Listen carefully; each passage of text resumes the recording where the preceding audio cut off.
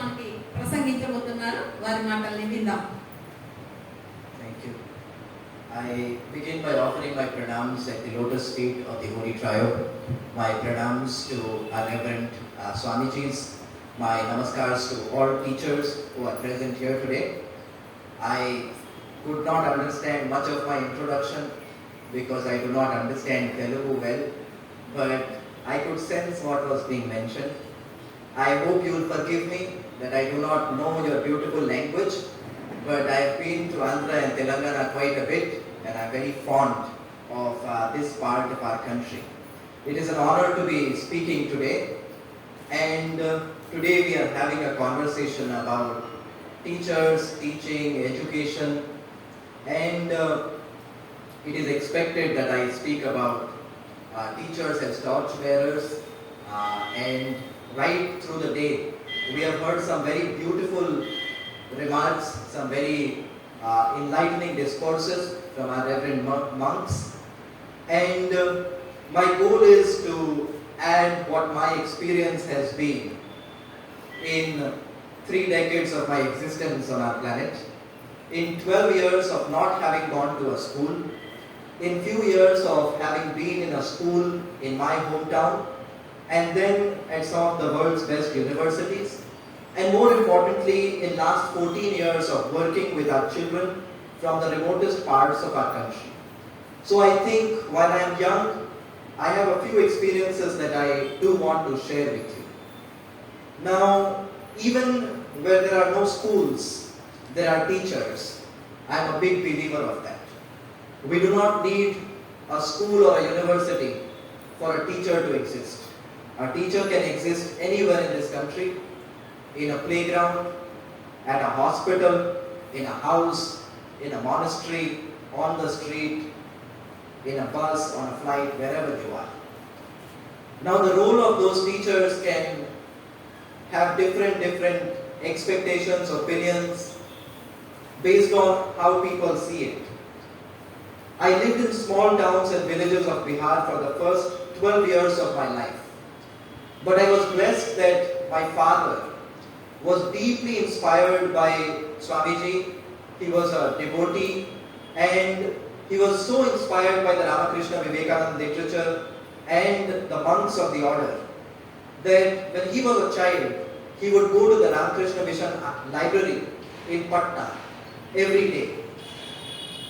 Reading at the library, he had this inspiration one day, very strong intuition, that either he wanted to become a monk of the order, or if the family chose to send him into worldly life, he would name his kids after Swamiji, and he would teach him with the teachings of Holy Mother, Sri Ramakrishna Dev, and Swami Vivekananda. So you see, many of you, many people in the country, they have chosen to follow Swamiji. They have chosen to attach themselves to Swamiji. I had the blessed privilege that even before I was born, my parents had decided that they would raise me with Swamiji's teachings. My elder brother was named Vasant Vivek Sagar, Sagar from Ishwar Chand Vidya Sagar, Vivek from Swami Vivekananda, and Vasant because he was born in Vasanta Ritu. Same, I was named Sharad Vivek Sagar, same reason behind the name. When we were small, we lived in rented houses, small houses, in small districts, small towns, small villages of Bihar. On every wall in these rented houses, my parents had pasted the teachings, the quotations of Holy Mother, of Swamiji, of Sri Ramakrishna Dev in English and in Hindi. Every morning when we woke up, before we did anything else, we were supposed to walk around the house and loudly read out the quotations in English and in Hindi. Only after that we would get to work. This was the first part of my education in those 12 years that I did not go to school. The second part of my education, because many people are surprised that how did a kid who grew up in a small village of Bihar, in small towns of the state, how did that child, manage to do a few things in life? But this was the first part of my education, growing up with the teachings of Thakur Maya and Swamiji.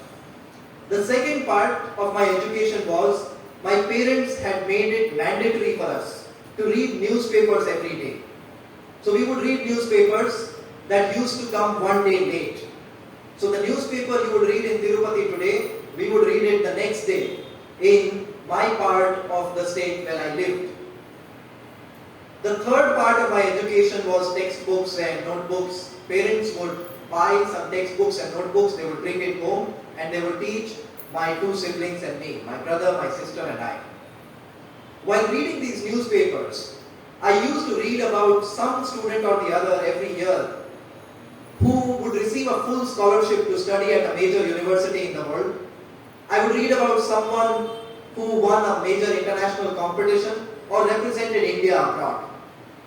As a child, I also wanted to do this. But I was not enrolled in any school. So I could not participate in these competitions or, apply for these scholarships. So I picked up one simple habit. And I started writing down the name of the competition or scholarship or conference where the child had been selected to go, whatever was there in the newspaper article. At the age of 12, I moved to the capital city of Bihar with my mother. My mother and my two siblings, we moved to the capital city. Father was still working, he was still posted in rural areas, so he was still working from there. Saturday, Sunday he would come back, Monday he had to go back to his office. So, when I started school, now I had this entire diary full of opportunities. I knew all the national, international competitions, conferences, opportunities that are there for young people. So I started participating in all these opportunities. By the time I was finishing high school, I had won close to 200 local, national and international competitions and represented India in over 6 different countries. At these places, when I used to go to represent India, I would see young people who came from other parts of our country, who did not always come from a background like mine. They went to schools like, Doom School or Tirupati School, very extremely prestigious, extremely expensive schools. And they would represent India.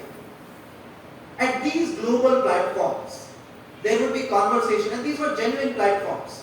The United Nations wanted to know what kind of future young people imagine, how access to clean drinking water can be created, what do young people think about literacy, poverty, these different very important issues. And I often used to wonder that if we are having a conversation about access to clean drinking water, a girl child somewhere in a small village of Rajasthan who has seen her mother go 1.5 kilometers to pick a bucket of water, her experience, her thought, her presence at these platforms can be so powerful, inspirational and enriching. But that girl is not at these global platforms. So it began to occur to me, if we genuinely care about next generation leadership, if we genuinely care about next generation leaders in our country or in the world, we need to build these leaders bottom up. We need to build the next generation change makers, next generation people who will lift more people up at the grassroots of India. This was one part of the thought.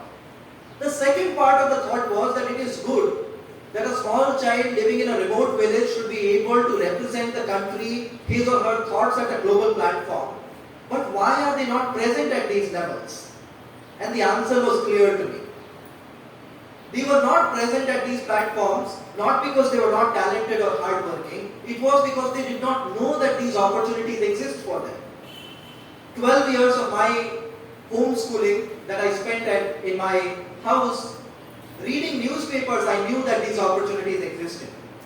So in 2008, at the age of 16, inspired by Swamiji's ideas, where Swamiji oftentimes mentioned that give me 100 people and I'll lift this country up, I'll lift this world up, I can transform this country. The goal was twofold, and I'll be honest with this. One was to be one of those 100 workers of Swamiji. The second was that with the population growth, we might need thousands and thousands of workers of Swamiji in our times. So the goal was to build these workers for Swamiji. In 2008, I founded an organization called Dexterity Global. And we set out to accomplish these two goals. The first one was, If there is an opportunity that is designed specially for our children and youth, it can be a scholarship, competition, conference, workshop, they should be the first ones to know about it. The second goal was that just telling our young people about opportunities is not enough. In our country, we tell our young children in small towns and districts of Bharat that you look at President Kalam. What a great man. He, despite all challenges, obstacles, adversities, he could rise. But for many of our children in small parts of our country, President Kalam is a 1 in a 1 billion fairy tale story. That one person out of 1 billion people becomes President Kalam. One person out of 1 billion becomes Sachin Tendulkar. What our kids need is that first child from that particular village who goes to study on a full scholarship. The first girl child from a small town who starts something of her own. The first kid from a particular district who goes to a top university in the world. These are local role models that we need. So at Dexterity, 14 years ago, we started identifying young people from remote towns of our country, and we started working on their leadership development and their career development. Today, long story short, we connect close to 60 to 70 lakh kids in our country with educational opportunities. And the children who we started identifying from different parts of our country, many of them sons and daughters of bus drivers and small farmers and daily wage earners, today our children have received more than 113 crores in scholarships from top institutions across the world, including the likes of Harvard and Georgetown and Stanford and major universities across the world. Now, 1 month back, you might have seen one story on television and in social media that a small child, the son of a daily wage earner in a small village in Bihar, is now going to study at a top university in the United States on a 2.5 crore scholarship. This story was viral all across the country. He's a Dexterity child. Media thronged his house for 4 days. Media people would not leave. Finally, he had to come and stay with me at the office because every time he walked out, he saw there were like 10-12 media people waiting. In fact, there is a funny story. We are a very disciplined organization. We say if you are 4 minutes early, you are 1 minute late. So our children have to report 5 minutes early for everything. Every instruction that comes from the organization, they have to dutifully follow it. We talk about battle of high standards when we talk about dexterity, education and training. And we call our style of education and dexterity semi-monastic, semi-military. That essentially means, like our monks, you have to be detached, and like military people, you have to be rigorously trained, you have to be disciplined, and you have to commit yourself to a larger cause than yourself. So that is largely the idea of education that we take forward at Dexterity. So the day this news broke that this child is going to a top university, 3 days later, we had a small zonal meetup of our kids. So at 5 p.m., this child had to come for the meeting. He left his village and he came. When he was leaving his village, just imagine, by the way, this community is so poor that they work in fields for like 200 rupees a day. That too, they do not get that work for 200 days in a year. So and if any of you saw that news clipping, you will see the hut where the child lives. But for the village, it is a matter of celebration. Media people are coming, all people are coming from different places. Even politicians are coming, they are all meeting this child. Day 3, this child comes out for a meeting. 3 p.m. he leaves his village. 2 hours it will take him to come to Patna. East Zone meetup was in Patna. So he left his house. There were 2 media people who followed him. As they were following him, he told them, no, there is an organization meeting, so I have to go. I cannot give any interview right now. The villagers saw this happen. At 5 p.m. he reached the meeting. Till 7 p.m. he was there. Around 7, one of my teammates, one of our organization leaders, he received a phone call saying everybody in the village is sitting with all these sticks and everything outside, and they have told everybody, and they are spreading the message, they are asking for help, that the child has been kidnapped. The 2 media people who had come were actually kidnappers. So they have kidnapped the child. The reason why I am telling this story is these are stories you see in a movie. This we saw in real life, we could not stop laughing, but we were very emotional also.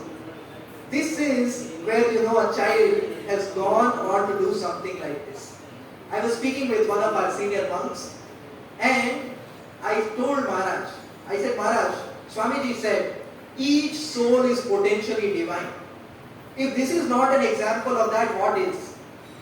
Here is a child who did not have enough to eat in his family, whose father has never seen a school. That child is going to a major university. When the media people entered and asked him to read from some book for some time, because they have to take all those bites, he had 3 books in front of him. The book he is reading from is a book on Swamiji. I asked him, where did you get these 3 books from? These are all organization kids. They are all raised with Swamiji's teachings, but I did not know he had 3 books that were, about Swamiji or on Swamiji or from Swamiji that were in his room. He said, no. One of the opportunities was an essay writing competition that was conducted by Ramakrishna in Hyderabad. So I had participated. All participants were sent books. So these 3 books I keep with myself all the time. It was like very good.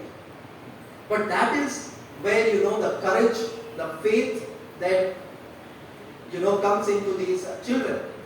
When I was at Harvard, I had the great honor of being elected as the first Indian president of the Harvard Graduate School of Education. When I got elected, some media houses in India wanted to talk to me. Now some of you might have seen me on Tirupati, and you might have seen Swamiji's picture right behind me. Some media people were probably unaware. I was doing the interview and Swamiji's picture was right behind me. Because of some, frame issues, whatever, I had to sit straight. So the media person asked me that you come from a small town or a village, how did you even muster up the courage to run to be the president of the student government at a university like Harvard? What was behind all of this? I just dodged and I said, Swamiji has been behind me all my life. Only to find out 3 months later, the daughter of a small farmer from Tirupati, a girl who has never even taken a train in her life, she was accepted to go to University of Chicago on a full scholarship to study medicine. I saw her interview. She is a Dexterity kid, she is an organization kid. She was 13 years old when she came into the organization, now she is 17, 18. She is going to University of Chicago, which is ranked in the top 3 universities in the world consistently. Where, by the way, the professor of religion is called the Swami Vivekananda Professor of Religion. So, she has been selected to go. Media people were interviewing her. I saw right behind her, there was an A4 size printout of the same Swamiji picture in her room. I am giving you this idea of some Dexterity kids who have done well and the impact Swamiji has had on their life stories, because I do not think the courage, the faith, the confidence to do these things could have come from anywhere else, in these small huts, in these small houses, in Tirupati or in Bihar, if these kids had not seen Swamiji's life, Swamiji's work, Swamiji's message and made his call their call. We tell our kids often at Dexterity that look at Swamiji's life in itself.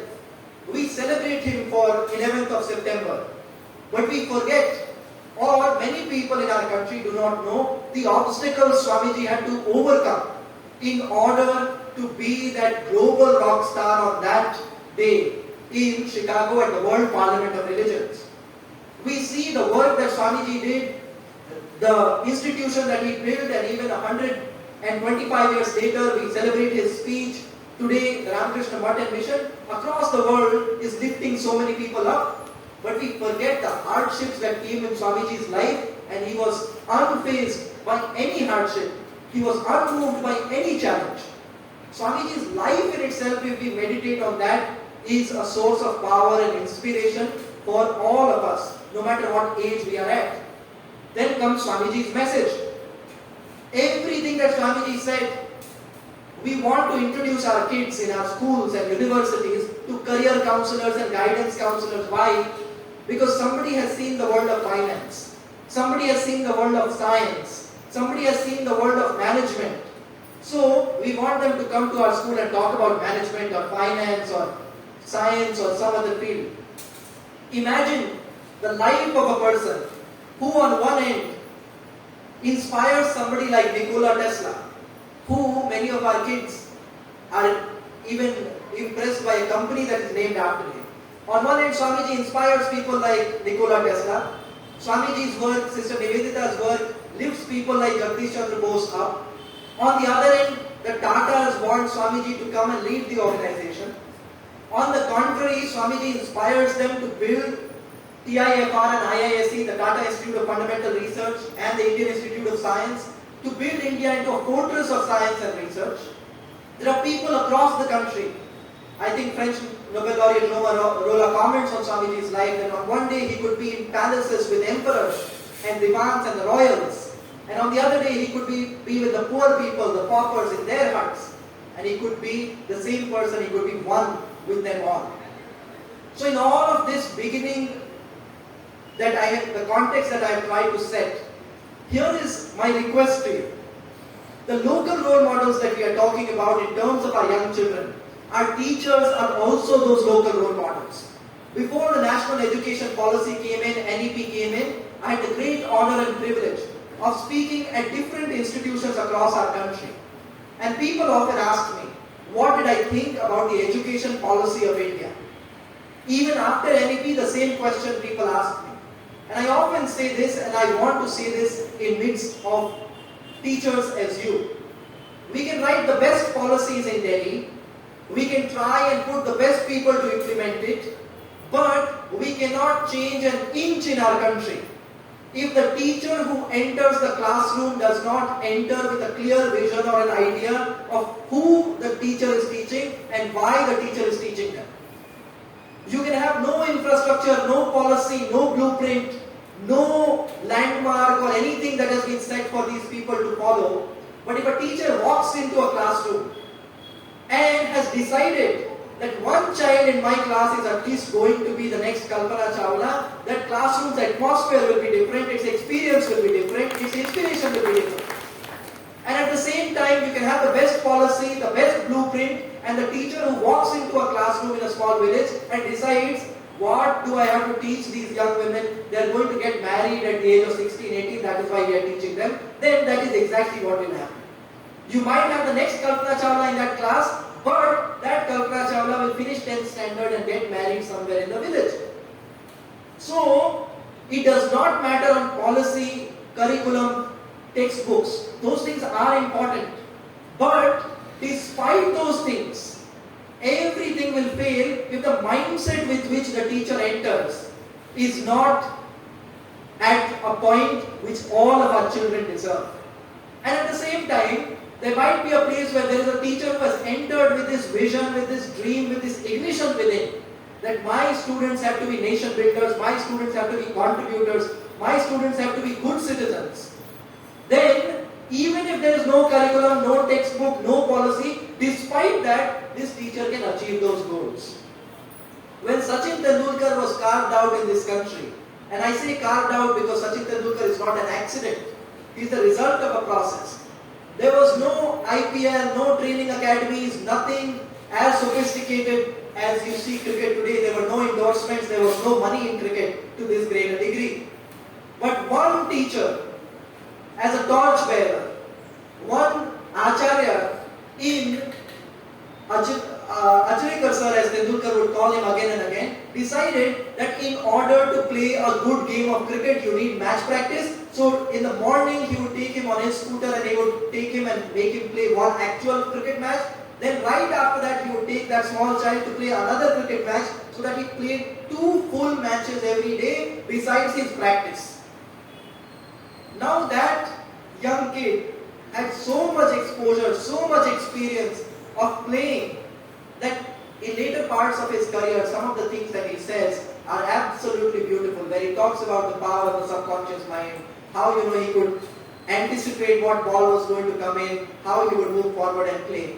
The most beautiful story that I see from Tendulkar's life is on the last day of his career. It was a test match, his mother had never seen him play. So, the Board for Control of Cricket in India, BCCI, organized one test match in his hometown of Mumbai, so that his mother could come watch him play. That was the greatness of this cricketer at that point.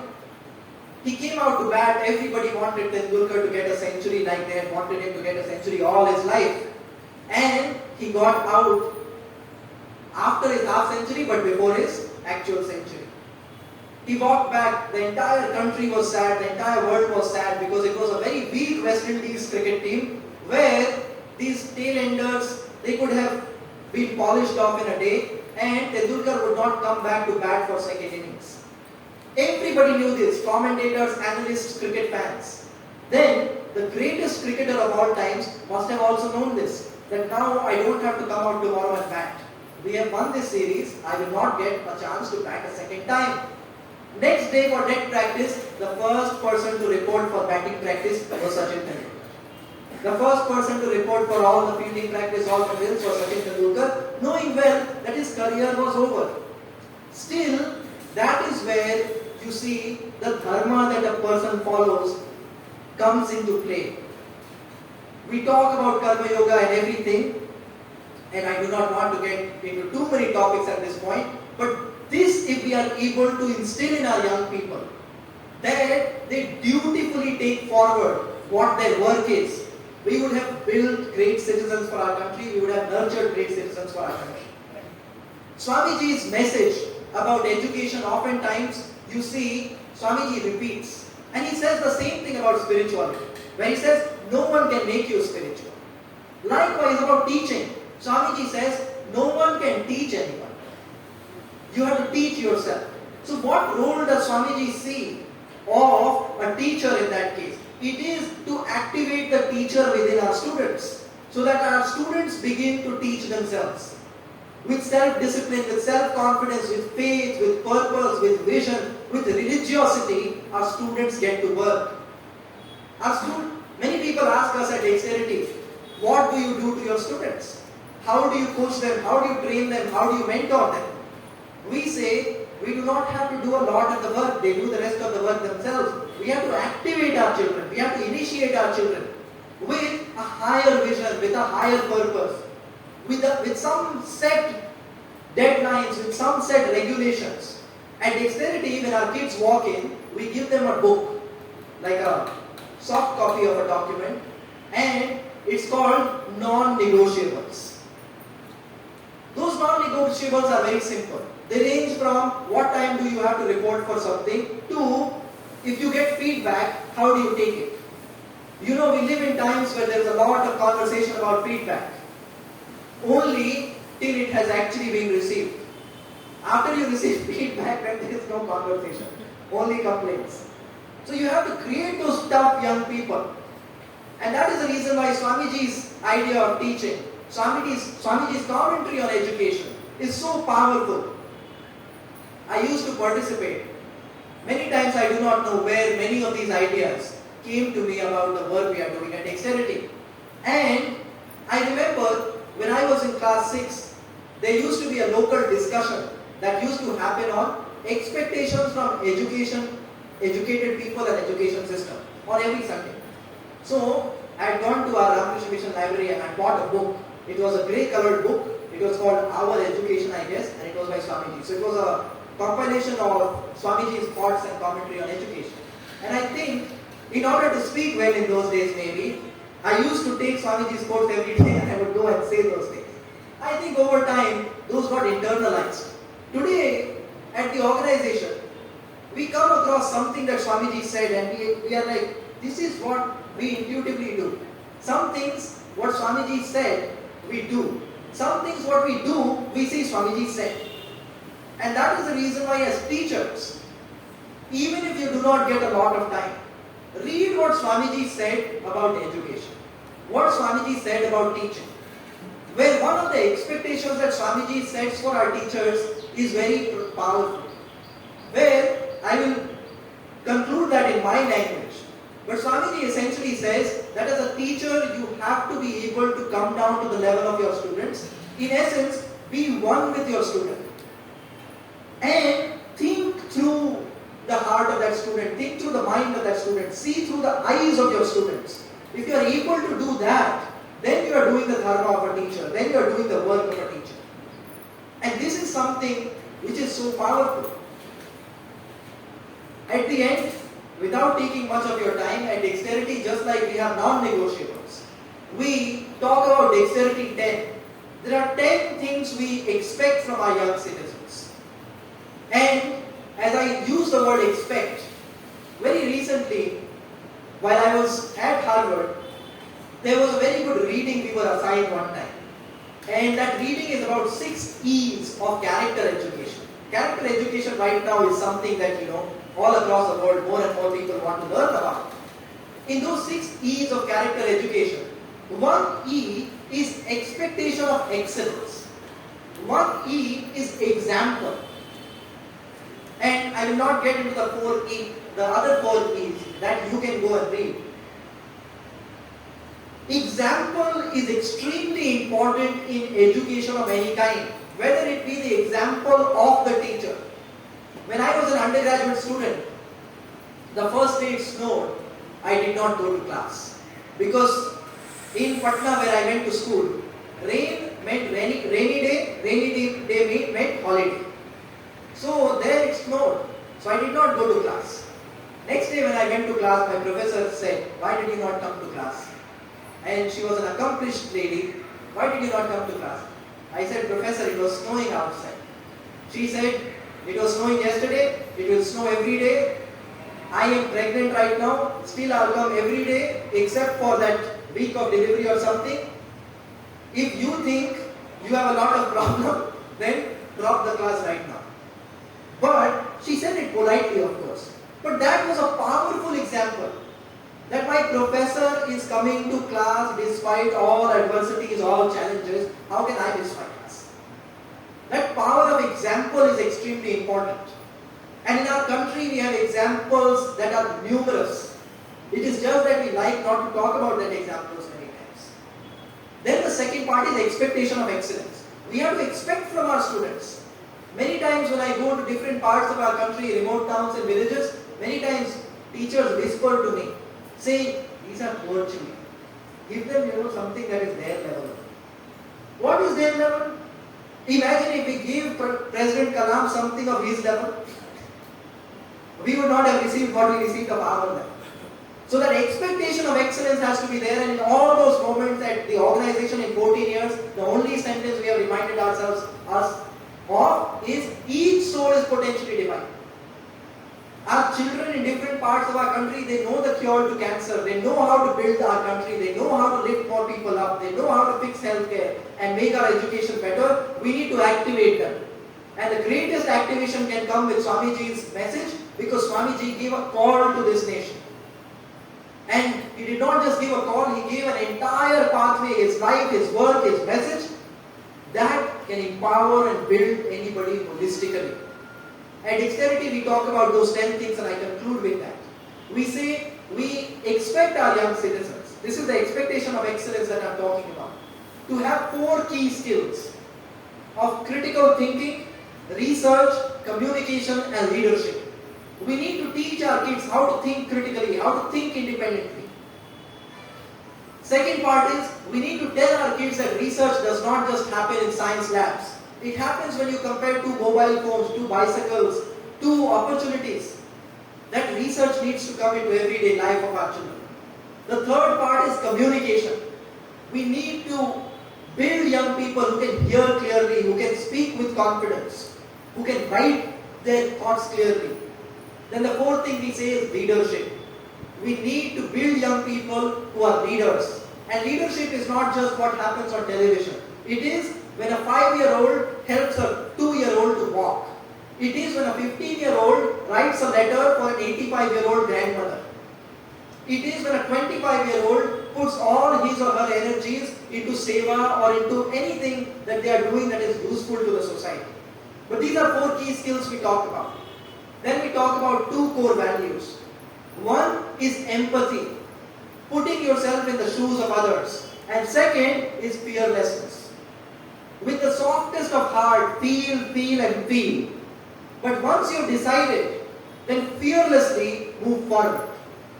That is also Swamiji's idea of patriotism when he talks about it. He talks about 3 things. 1, do you feel? Do you feel the pain of others? 2, have you come up with a plan? Have you decided to do something that will take that pain away? And third, he says, is feeling is not enough, coming up with a plan is not enough. Are you willing to keep walking that path even if the whole world is opposed to you? So that is likely the fearlessness part. Then we talk about two core commitments: public service and nation building. And then finally we say, driven by a scientific temperament and grounded in spiritual values. These are 10 things that we train our Dexterity kids with. These are 10 expectations we have from them. And I think as teachers, back in our classrooms, teaching school students or college students, it is our responsibility to be an example for them. It can be from punctuality to patriotism. It can be from your tapasya to your tyag. When our teachers see that when our students see that my teacher is sacrificing for me, they go on to sacrifice for their family, society and country. When our students see that our teachers are literally teaching as if it is a tapasya, they become doctors who take being a doctor as a tapasya, being an engineer as a tapasya. So that example part is extremely important as teachers. That is how we become those torchbearers.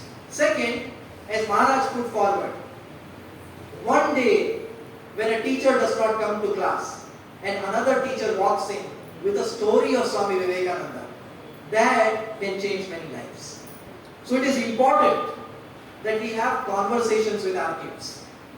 It is not lectures alone that will change our country, it is conversations. And those conversations need to be about the great life of Swamiji, the great thoughts of our monks and sages and seers. Swamiji oftentimes talks about it. We have to introduce our young people to the great examples of our country, to the greatness and glory of our country, of people who have made India what it is. So that is essentially what I have to say to you. Towards the end, I know this is lunchtime. I have one small story to share with you. There was a small child, 5 years old, who went to a local Anganwadi center in Patna, in Bihar. And on day 1, at the Anganwadi center, which is like a daycare center where they take care of children, they took his weight. And then they gave him something to eat, they taught him something, and then he went back home. So his parents asked him, "Did you have a good time?" The child said yes. "Did you eat something?" Yes. "Did you learn something?" Yes. "Will you go tomorrow?" No. "Why will you not go tomorrow?" So the child said, today they have taken my weight, tomorrow they will sell me. So I will not go. I tell this story often. Because you see, it's a 5-year-old child who knows nothing. But based on experience, intuition, observation, the child so far in his village has every day gone in mother's lap to a local shop, gone with father to a local shop. What do they do before they sell anything? They take his weight. First day at daycare center, they took his weight. He knew what was going to follow. So these are the bright, beautiful, wonderful children of Bharat who are sitting in your classrooms. May they be blessed through you, by you, and for the service to this country. Thank you very much.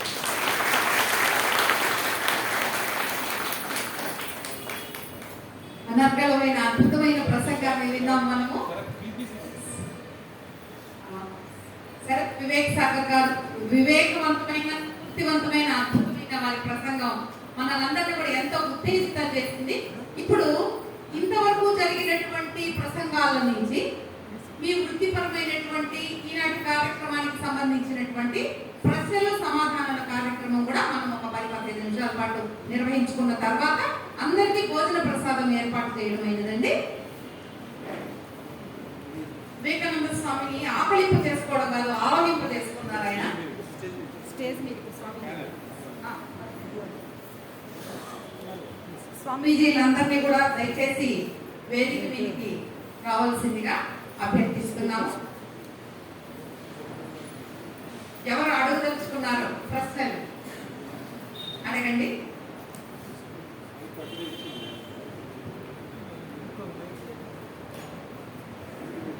రెడీగా ఉండండమ్మా, ఎవరైనా సరే. ఈరోజు ఈ అద్భుతమైన ప్రసంగాన్ని వినే అవకాశం కల్పించారు. అందరికీ ధన్యవాదాలు. అందరూ స్వామీజీలు